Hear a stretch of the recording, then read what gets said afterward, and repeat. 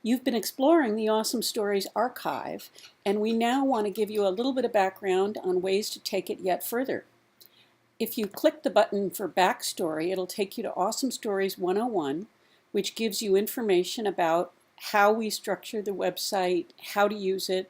Just look through these chapters and you'll get a lot of background.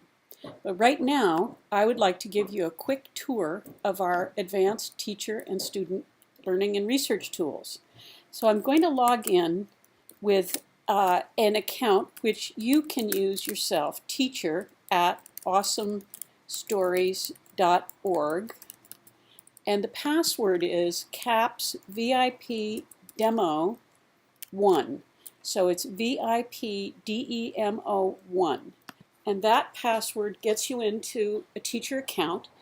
And we're going to tour it right now, and when we're done with this, you're welcome to go in and try that account out and learn much more about it, because we're going to go pretty quickly right now, and there's much more for you to explore on your own. When you log in, there's an overview tab on the teacher dashboard. This is a teacher dashboard. I'm in Chrome right now, and I'm going to show you the teacher side of it in a Chrome browser, and I'm going to open a Firefox browser in a moment and log in as a student so we can look at both sides together. So on the overview slide, there is a bit of background, links to elements that will show you how to use parts of our system. There's a grading tab, classroom tab, assignments, reports, bookmarks, info on your profile, My Stories, which takes you to the Awesome Story Builder, and My Accounts, which is information on your account. I'm going to first take you into classrooms. Here, you are able to set up a classroom, and I'll show you one I've set up just as an example. You name the class, you describe the class, you choose the subject, you choose the grade level, and these are grayed out because those actually self-fill once you have made entries to it. So you're able to add students individually here, and they'll be automatically given an Awesome Stories number. However, if your school has a special student ID, you can put the student ID in instead, so the student does not need to remember an Awesome Stories number, can just remember their school ID number. And for all you teachers who have 5 classes of 25 or 30 students, you can upload a class simply by clicking on the Upload Class list. And if you click on this link, you will get a CSV file, which is a simplified Excel document. And you can paste into it a list of your students with their school student numbers and with their email addresses if they have them. If you don't have student numbers or email addresses for them, that's fine. Just the name, last name, and first name will be fine. But if you do have a student code, or if you do have an email, if you add that, it will help the student in that when they log in using that number, it will connect not only your classes, if you're language arts, for example, but also it will connect to the social studies teacher they have who may also be using Awesome Stories so that they can see both their classrooms in one account. So that's how you set up the class. And you could see that we have students entered into it right now. Once you've set it up, you just click Update. You can add students or take students out at any time. Next item, we're going to look at creating an assignment. And here, I've created an assignment called Place-Based Writing for the 9th grade language arts class. You can see in creating the assignment, you just create a name and then you create a description, choose a due date. This one's a little bit too soon, so we'll just move that forward. And you make it active right here. Now, we have the ability for you to include an assignment, the exercise of having students create a story. You can include that or not. If you include it, then you will want to write instructions to the student on how you want that story to, what you want that story to do. And then you can choose a rubric, and if you click this link, you'll get to a list of rubrics that we provide, but you can paste a URL from that list or any other URL that you may have that your school or your district uses or that you personally use as a rubric for student writing.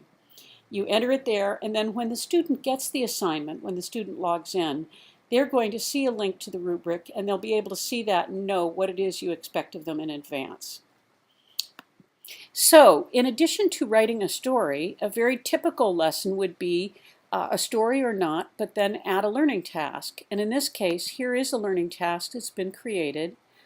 We have an archive of learning tasks that have been created by our awesome teacher leaders, and those learning tasks can be searched for all stories if you want to find a task that will relate to any story. And then there are some specific tasks for well-known stories like the Titanic that have been built just for that, and you can search for them there. We're looking for a story learning task that matches all stories, and we can pick a grade level, we can pick a subject filter, you could pick a keyword if you wanted, and you can then choose a task. And as you choose a task, you'll see that the learning task name appears, the standard basis appears, the standard description, and then an actual write-up of what the task is. And in this case, I have filled out instructions for the student to use in completing this learning task, and I've chosen a rubric from our list of rubrics, and I've then picked several different URLs that I want the student to look at in completing this learning task. And by clicking track after it, I make it so that when the student gets the list, if the student visits it, our software will keep track of that, and when I grade it, I'll be able to see what the student has done and not done. So then you save your task, and that makes your assignment a complete assignment. I am now going to log in from the student side, and here on the student side, I've entered the class code. You saw when we created the class, there was a class code, and then each student had a student code. I'm going to log in here to my friend Bill Faulkner's account, and if we look at this, we see he has a dashboard, so the students also have a list of resources to help them use this. They have a list of classes. He's only in one class at this point. They have a calendar for due dates, and for assignments, we're going to go right in and look at one of his assignments. So here is the place-based writing assignment, and we can see grading is in progress on this assignment, and this assignment did include a story. Not all assignments have to include a story, but it also has a learning task. So here is the learning task. We're going to look at it, and we can see the learning task itself has been graded, and we can see that Bill visited the first of the two links, but not the third link. And here is the answer that Bill has created. We're looking at this now from Bill, the student side. We'll look at it in a moment from the teacher grading side. Now we know that Bill also completed a story for this assignment, so let's look at the story. And this is the story which is graded already, and here Bill entered a title, and you and your students can all use this interface to create your own story. You create a descriptor for the story, because any stories that get published will be searchable in our searches, and they need to have a title and a descriptor to make it easy for people to decide if this is what they want to read. Then the teacher or the student has the ability when they set up the story to choose either a multi-chapter story or a story brief. In this case, we picked a story brief, so it's just one chapter. If I had picked a multi-chapter, I'd have the ability to write a summary of all the chapters first and then go into the story body of the first preface page. So here we are on one page, and I've been able to upload an image to illustrate the page, and I've then written Bill Faulkner's answer to this question. And importantly, while writing, the teacher wants to guide the students, and the teacher, when they're creating their own story, wants to themselves go and do the really important research part of this assignment.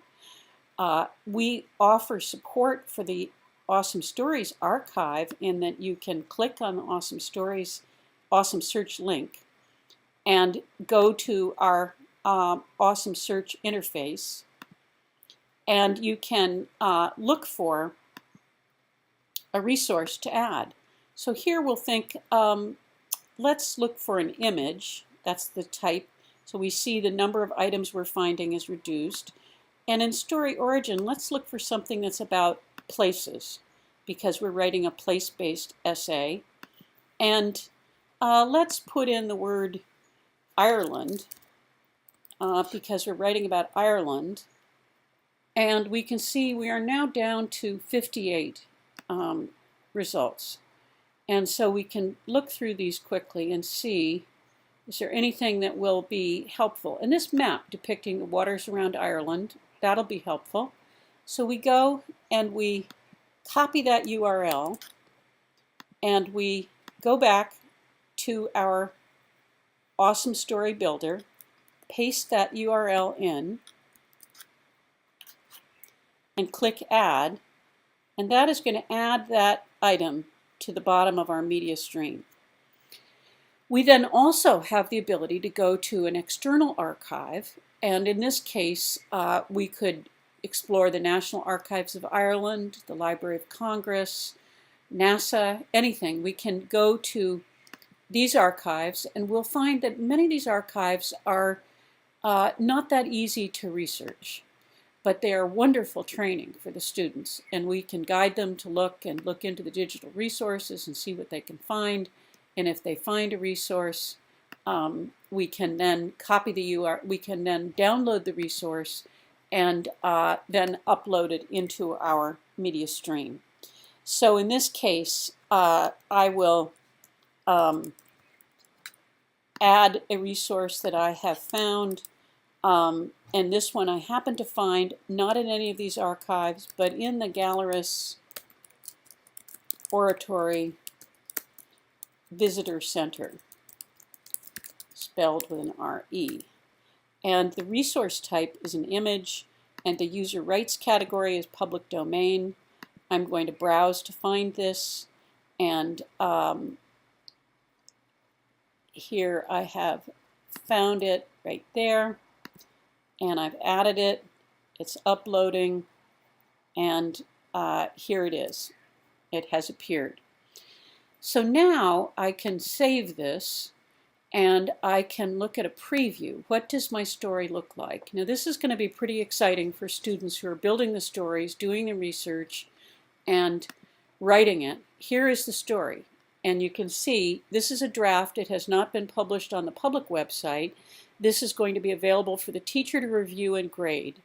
And it will be possible for the teacher to forward it so that it can in fact be published in a student collection on the website afterwards. But you can see it looks just like another awesome story. It's pretty impressive.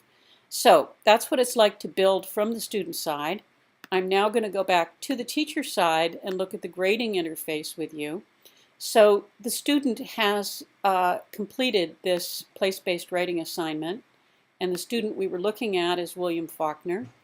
These are instructions which I'm not taking away because you'll want to see them when you use this account. We can see there are one of two here. The first learning task is the determine the central idea or theme, and the student has responded to the task, answered it, and as a teacher I have seen that they didn't go to all of the links that were assigned. I've given comments to the student and I've saved those comments. Now I'm going to go on to the second task here, and in this case the task is the story. Now as always you can preview if you want what grading rubric you gave to the student so that you can see what expectations that student was given. And now we can look at the story. Here is the story looked at from the teacher side, and you then go to your grading page and write your comments to the student. Great work, Bill. Would like more archival resources. So we're going to give it a 3. We always go 0, 1, 2, 3, 4, and we also provide a percentage on each task, and we save it. Now, going back to our overview, we can see we have reports, and so you'll be able to look at grades and rosters and so on as you go through using this tool. We hope you enjoyed it. I'd like to remind you, please be welcome to go to Awesome Stories and log in as teacher at awesomestories.org, and the passcode is all caps VIP demo and the number 1.